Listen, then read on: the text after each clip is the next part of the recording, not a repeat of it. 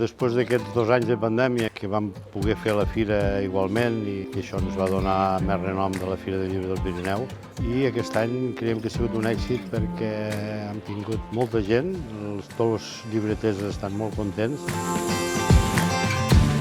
Soc un dels impulsors de la llibreria Refugi de la Seu d'Urgell i res, aquest és el primer any que estem aquí a la fira i en general molt positiva i estem bastant contents.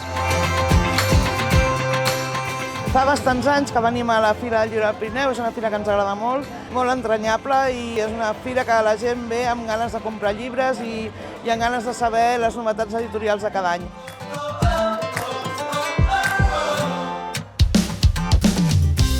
Després vam tindre les 2 homilietes d'aquest any, que van ser la Sílvia Soler i la Vinyet Panyella, que va ser la de la homilieta religiosa. Van estar molt bé, van agradar molt a la gent.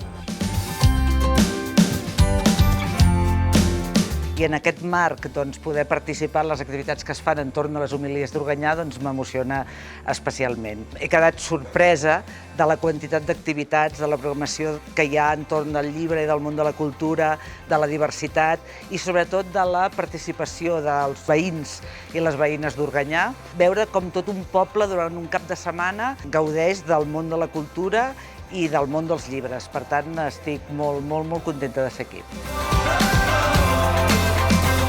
Soc l'autora del conte de Dolces Pomes. Estem molt contents com ha anat. La veritat és que el conte ha tingut molta acceptació i que a part és una fira que té molt bona acollida, la visita molta gent, també els nens disfruten del contacontes, de les diferents parades. La veritat és que és fantàstic. Fa 13 anys em vaig apuntar i és l'única fira que sempre ens va bé. És una fira que és un èxit, vull dir, la gent d'aquí ens acull de manera fantàstica.